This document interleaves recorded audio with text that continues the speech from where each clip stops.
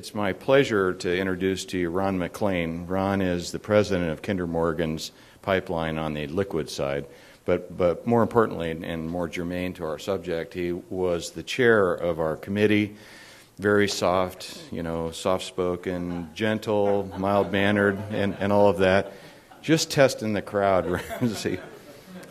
Ron did an excellent job of running the committee, and I know that he's not done. We're not letting him off the hook on that yet, but I thought we would invite Ron up to talk a little bit about what we've been doing with the recommended practice. So, Ron?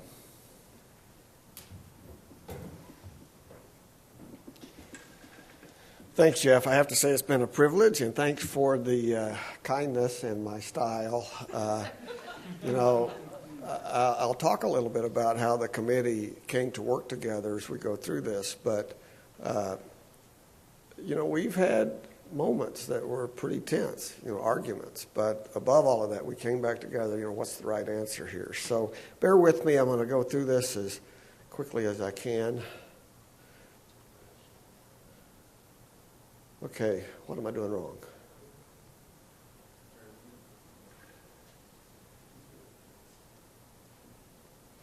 Can you just advance it from there?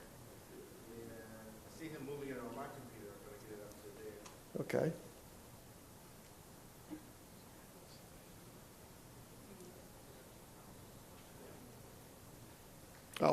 I'll take the blame. It'll probably work for the next person. All right. I think I have control now. Thank you. We went at this as a task that had a large prize at the end. And, the prize that we all perceived was improved pipeline safety. We had a group of stakeholders that came together to select participants, and we worked with the API. Actually, the recommendation after the Marshall, Michigan incident went to API to create a pipeline safety management system. There are a lot of other safety management systems in existence, but none specific to pipelines. And so we came up with a new recommended practice, 1173. And we had some key components. One is how top management develops processes to reveal and mitigate safety threats. Now, there are cases. Sometimes management can come in, top management, after an incident and said, well, if we had known, we would have done something. And if you think about that for a moment, that's just not acceptable. You have to know. You have to have tests and samples of the quality that's going on so you do know, and you make adjustments as necessary. And a theme of continuous improvement. So you're never at the end of your journey. In fact, if you think you're at the end, you probably ought to be really careful. You're missing something because there's always improvement to be made. And then we wanted to make compliance and risk reduction routine. After Marshall, Michigan, the NTSB came back with these recommendations to API, because API is a standards organization. They follow an ANSI process, and that was part of the specific recommendation that it would be an ANSI process. But they wanted an SMS developed specifically for pipeline operators that would proactively address safety issues before they turned into incidents. And I'm not going to read all of these bullets for you, but documentation, operator errors as deficiencies, not as a reason to punish. And we wrestled with these topics explicitly as we worked through the committee. Require senior management to commit to operational safety. Now that sounds easy, but again, it has to be intentional. It can't just be, well, everyone knows I'm committed to safety. You have to, at every opportunity, cast vision about how important you think safety is. And for leaders, their influence is huge if they just stop right from their daily routines and talk about how important it is at every single opportunity. Identify the right people. Implement a non-punitive method for employees to report safety hazards. And again, these are from the NTSB kind of as a mission statement for the team. Continuously identify and mitigate risk, and also provide safety assurance by regular evaluation, maybe the audit process that Jim talked about.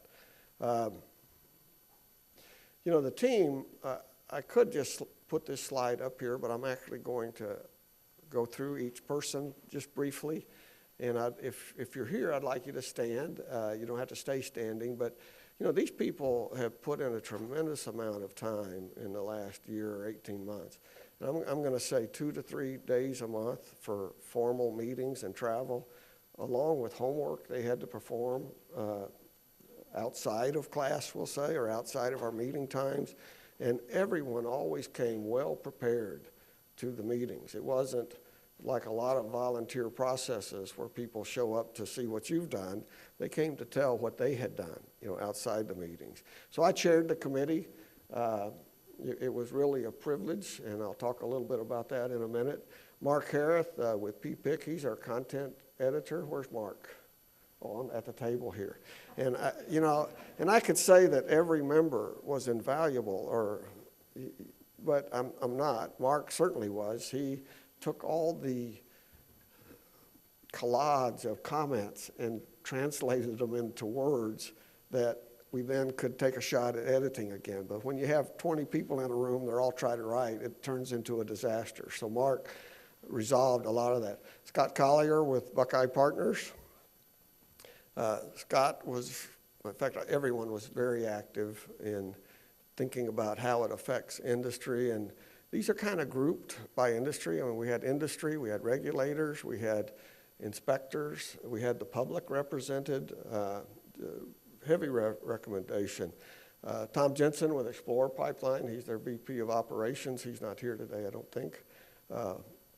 Paul Eberth with Enbridge, he was very involved in creating their management systems after the Marshall incident, and very engaged, very knowledgeable as well. Mark Wiesner with ExxonMobil. And Mark had the advantage, Exxon had a highly evolved management system that they've been practicing for years. And so they had that insight of kind of the obstacles they had maybe run into and experience that a lot of people didn't have. Brianne Meskler-Duran, Spectra Energy, very helpful in leading from the gas pipeline side. Always good ideas. Tracy Scott with Alliance Pipeline. She brought a lot of Canadian perspective and a lot of experience in safety and well-articulated thoughts. Bill Moody with Southwest Gas. Again, it kind of illustrates he probably had the most difficult travel of anyone coming from the West Coast. I mean, taking 3 days to get there and back. Not to mention the meeting, but he was, I can't recall a single meeting that he missed. Nick Stavropoulos with Pacific Gas and Electric. And, Nick wasn't with PG&E during San Bruno, but a lot of admiration to the steps you've taken to turn PG&E into just a leader in performance management and safety culture. So thanks for your participation. Steve Prue with small gas distribution, I don't think he's here. Bill Hoyle joined us kind of late. He was representing the public, very knowledgeable, and certainly commented on a lot of our editing efforts. Stacy Gerard with the public, subject matter expert. And Stacy, of course, used to be with PHMSA. Many of us remember in that role. And I can only say Stacy did her homework the best and was very passionate and very much a leader in the process representing the public. Jeff Weiss and Linda Doherty with PHMSA, and they always came prepared. And Ed Baniak isn't here, but he provided a lot of the framework for how to create a standard that makes sense in the standards and RP world. Robert Miller with the Arizona Corporation Commission, Masood Tatami with Virginia Corporation Commission, very, very helpful, and often has model systems in the state of Virginia that people can look to for good guidance. Bob Beaton with the NTSB, they provided early guidance in what we were trying to create. John Erickson with APGA. John was here yesterday, I think. I don't see him today. Kate Miller with AGA in the back there. Scott Courier with INGA. I know he's here someplace. Or he was. Peter Lidiak with API actually guided the process through API and the ANSI process, tremendous support, and John Studi with AOPL.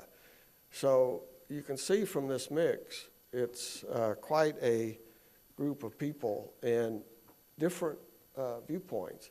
But after the NTSB recommendation that API lead this effort, we solicited members through a workshop similar to this in Houston, had a number of participants. We didn't just go pick people friendly to one cause or another. We tried to gain a broad range of input from different stakeholder groups. We engaged other industries. It's very important to recognize we didn't start from scratch. We had RP 775, 750. We used the NEB standard for public, for safety management systems, and a number of others. We also had SMEs come speak to us about their experience. Maybe they had finished or were implementing management systems within other industries. And in some cases, they were still writing. They had not completed, but they were further down the road than we were. It's very helpful. And so we shared views, and we listened to other stakeholders, and we ended up with a common agenda and purpose. Now, I'd like to just say something about that. When we started, we were a large group of individuals with separate agendas. And I don't know if you've ever tried to work in teams like that, but everyone is pulling and tugging, at their agenda idea. And, I can tell you after the first 2 or maybe 3 meetings, I went home with just a terrible headache. How are we ever going to move this forward when people are working together like this? But, I have to say that as we went through the process, those individual agendas kind of went away, and people had a common purpose for safety. And as we release this version 10, I want you to kind of think about that, because each of you haven't benefited from those long, protracted, sometimes hours-long discussions. Sometimes we had to just break up and come back at the next meeting to reconcile. And what you'll see in this document is the result of that collaboration, giving and taking, but constantly pushing for that prize that I mentioned at the beginning, that there's improved safety, fewer incidents, and that extends to the public and the environment, that better performance is better for everyone. And that was held as a principle, a guiding principle for this committee throughout. We came up with 10 elements that we believe all operators should develop within their procedures. And that's important as you read this draft that we'll distribute today. It's not an how-to document. You can't take this document and just implement it. But you have to think about the principles that are described in this document and then assess your current procedures and practices and policies and figure out, how do I meet the requirements of this element? And it's going to be an iterative process. As operators create their procedures, they will think they're there, or they might think they're there. But in a year or some period, the requirement is that you come back and you review. What have you learned in regard to what you've written? Now, certainly you'll have continuous improvement or constant improvement as you go down this path, but formally, you have to stop periodically and say, how would I change my management system based on what I've learned so far? So it's an evolving process of comparing the principles in these elements to what your actual policies and procedures say. So leadership and management commitment. I mean, it's just an incredible piece that management, and by that I mean top management, has to be involved. They have to know the risk. They have to have processes. I mean, they're not all knowing. They have to have processes that communicate risk across barriers of organization so they know and they understand. And then they are also comforted or direct or provide resources to mitigate those risks. And there's no way that top management and then management and then employees don't have to participate in that together. Stakeholder engagement, it's so important. In fact, we, like many systems, started with this at the bottom of our list. And through discussion and debate, that it's more important than that. It's more forefront than that. So we moved it up to second. We didn't put it in front of the management leadership commitment, but it's important enough to be listening to stakeholders like regulators, investigators, people along your rights of way, that we promoted it to a very prominent place in second. Risk management, we'll talk a lot about that. It's a very complicated subject, but you have to constantly identify risk and take steps to mitigate it. Operational controls, that generally translates to just mean your procedures. Every company is required to have operating procedures. Well, those are actually controls. People have to follow the procedures. And if the procedures aren't right, there's a procedure to fix that, so you're never outside of your procedures, okay? Incident investigation, evaluation, and lessons learned, that's a big part of our Plan, Do, Check Act. It actually falls in the check portion. Safety assurance, we have a section on that of how a company assures that safety really is occurring and that it is a part of the culture and not just a check the box. Management review and continuous improvement, that's part of the check cycle that engages top management and the findings of audits, the finding of incident investigations, and you look at now what should we do. Emergency preparedness and response, even though we want to get to zero in incidents and releases, you also have to be prepared for the thing you make more unlikely. In other words, a good management system makes incidents less likely, but you still have to be prepared for that unlikely, potentially catastrophic event. Competence, awareness, and training. Of course, we have to have qualified people and then documentation and record keeping. If you don't document it, you didn't do it. Our timeline, now this was our starting point. Marshall, Michigan, the NTSB report came out in July of 2012. I think there were 20,000 man-hours invested in that report. I mean, it's certainly worth reading. It came up from one of the participants in the Liquid Technical Assistance Group that, a wise person, yesterday in our comments, a wise person learns from their mistakes. A wiser person learns from the mistakes of others. And so when you have the opportunity to read a good report on an incident like Marshall, Michigan, or the Texas City incident, there was a Baker report on that, and there's just tremendous amount of insight to what went wrong to help you avoid that. My version of that is the cheapest knowledge you get is that you learn from others. The most expensive knowledge you get is that you learn for yourself. And certainly, as my teenagers grew up, some lessons they learned as I tried to tell them, some they had to learn for themselves. But it's a very expensive knowledge process. And so that report's very helpful. And if you haven't read several of those reports, I really encourage it. We had the workshop where we kind of identified our stakeholder group in October of 2012. And I won't go through each of these, but we did set a goal for ourselves for publication in the second half of 2014. Now, we did have this schedule a lot more professionally created. I think Paul Eberth of Enbridge took our thoughts and put it down in writing for our schedule. And I know this is a little hard to see, but it shows us trying to complete this in November of 14 with a final version. We'll have 2 workshops. This is the first. This workshop will focus largely on the benefits of others and perspectives on safety management. The next one will probably be more technical on each of these elements. But you can take this schedule and figure it out. But a big part of this now is to receive comments on our work.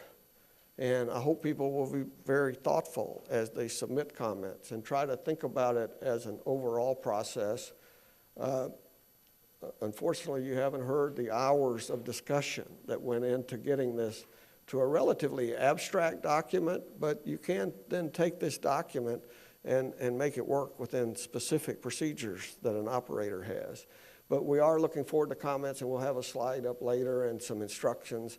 Actually, they're attached to the paper documents that we'll hand out today on how you log on to the balloting system and provide comments back to the team.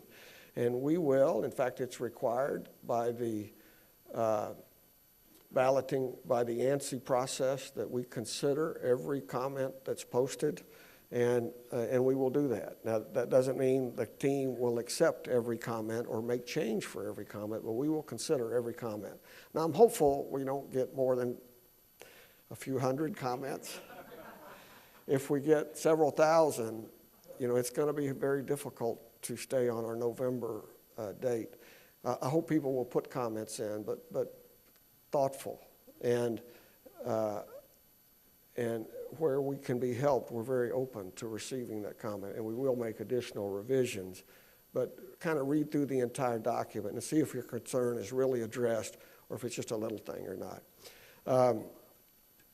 Lastly, and I put this slide in this morning because a big part of today will be people from outside of our industry speaking to the benefits of a safety management system. And I decided kind of last minute to bare my soul a little bit, because we've had a safety management system at Kinder Morgan since about 2007. And our chief operating officer really drove this, which is part of the chairman's office. At first, people wondered, well, why are we doing this? But just to speak to this graph, on the left hand of the graph is kind of by year a trend of barrels released, and that's kind of the magenta line on the graph. And then the right side is the number of releases we had, over 5 gallons, strictly on the right-of-way. The right-of-way is where you tend to impact the public, and there's inside facilities, there are some releases. Generally, they're smaller, they're in containment, they don't affect people, so this in some ways is a more meaningful slide. But in 2002, 3, 4, 5, Kinder Morgan liquids pipeline was really struggling. And, I came over in 2005. We spent a ton of money. We interacted a lot more with the regulators than I really wanted to at the time. Nothing personal, Jeff, Linda, or Stacy at the time. But it was not fun. But by spending a lot of money and hard work, sometimes a little chaotic, we began to dig ourselves out of that. And then as we got our head above water, we began to make it more systemic and more intentional and ultimately more routine as part of our business to ask questions about risk and how effective are we at mitigating those risks. And so you can see we began to make huge improvements in release volumes and the number of incidents. And it wasn't just luck, because it's translated into a trend that's positive. And that's the way you really have to assess yourself. Everyone can have a bad year. And even as I put this up there, I hate to, because I realize how fragile it is. It just takes one unknown feature out there on a pipeline that you're unaware of, or the technology's not good enough. But if you will just address the things you should know and the things you can know, the benefits are huge. And so that's how we're selling this to everyone today, is not just my experience, and I present this graph with a lot of humility. I'm not intending to brag, because it shows a little bit of the dark side we were on. But I think it also shows how discipline to certain practices, and do them with intentionality, not when you have time or when you think about it, can yield to a string of success. And SFPP, that's just our Pacific operations. We have this slide with everybody in it. It's similar shape. But anyway, I just give it to you as my little testimony that I really believe these things are very much worthwhile, and companies will see a positive to their bottom line. I mean, financially, it's worthwhile to do these things. So with that, I conclude, and thanks, Jeff.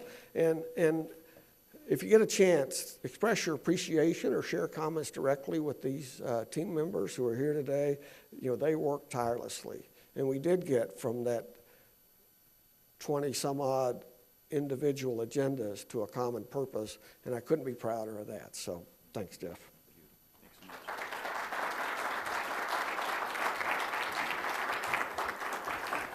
Thanks so much, Ron. And for the folks on the webcast, I know, well, Ron indicated people who are here will be handing out the RP along with the instructions on how to comment on that. But the group, as a group, decided we didn't want to hand it out in advance. People would be sitting there reading it, going through elements instead of listening to the underlying concepts. But to the folks on the webcast, we will end up with Peter is helping me out with a slide where we'll have the URL where you can download this and directions on how you can submit comments. But I really do want to thank Ron. I think he's done an excellent job at being chairman.